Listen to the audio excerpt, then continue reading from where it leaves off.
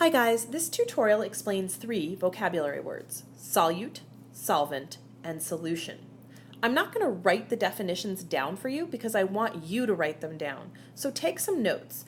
Go ahead, start a piece of paper, write solute, solvent, and solution, and grab the definitions as I say them. You may need to pause or rewind in order to get this down. A solute is a substance that is being dissolved. A solute is a substance that is being dissolved. Here's a picture of a solute. This orange solid is going to be dissolved by this blue liquid. Now there's no motion indicators here, but you can still kind of tell that one is a solid and one is a liquid. The solute has to be attracted to the solvent in order for this to work. Some substances, you put them in a liquid and nothing happens, like sand goes into water, the sand just sits there. On the other hand, if I put salt in water, the salt dissolves. Why is that? Because salt particles are attracted to water particles, but sand particles are not attracted to water particles. So if you're wondering why some things dissolve and some don't in water, it's because not everything is attracted to everything else. It depends on your intermolecular forces and what they're like. This solute over time will get spread out, and it does that because the liquid portion, the solvent, is literally pulling it apart. So these blue particles, the solvent, are doing the dissolving. So a solute is what's being dissolved. A solvent is what's doing the dissolving. So the solvent in this case is a liquid. It's the blue particles, and as they move freely around in the glass, they run past the orange solid, which is just vibrating in place, and because they're attracted to that orange solvent, they sort of pull the orange solvent along after them. So it's like they're being chased by the little orange guys or chasing the little blue guys, because they have this almost magnetic attraction for each other. Eventually, it'll reach a point where the orange and blue are evenly spread, and that even spreading is called a solution. This is a homogeneous mixture.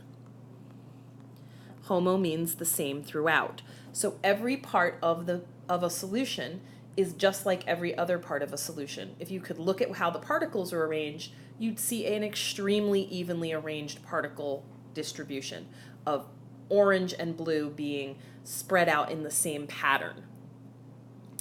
So solute and solvent together form your solution. So a good way to define solution is to say it's the solute and solvent together in a homogeneous mixture.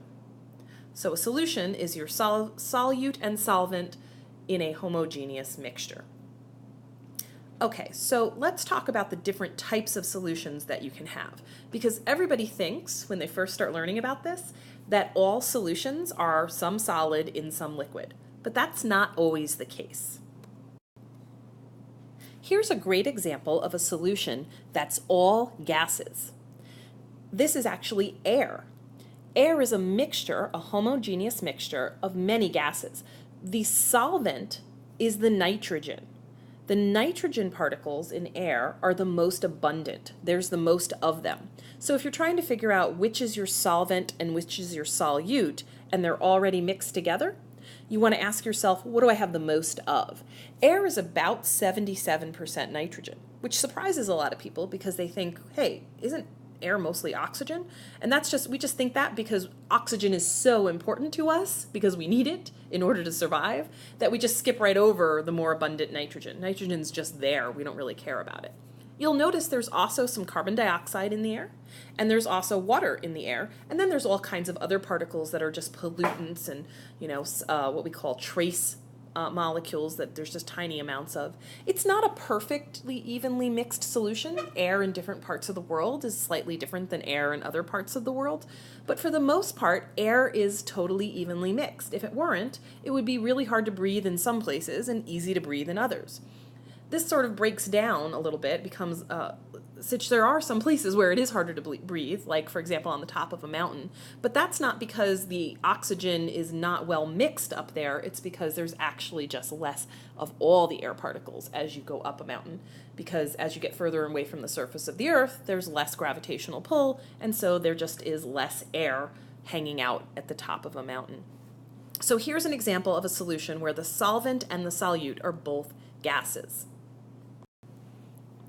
Here's another interesting solution. This is actually a solid in a solid. Hard to imagine, but you can make a solid dissolve in another solid, but in order to do it, first you've got to make them into liquids. That makes sense, right? To make steel, we actually need iron and carbon, two atoms that are on the periodic table. Pure iron would just look like a bunch of those big white iron atoms, but to make steel, which is a little bit stronger and more durable, we can actually mix in carbon, which you can think of carbon as sort of the black ash that's left behind when a match burns. And when you mix carbon and iron together in the liquid forms, the iron will dissolve the carbon, and so it will get spread evenly throughout. Then as it cools back down, it forms a solid that is very evenly distributed so that you have a totally homogeneous mixture of carbon atoms in steel atoms. When you dissolve one solid in another, you form something called an alloy. And most of the metals that you see around you are alloys, not pure substances.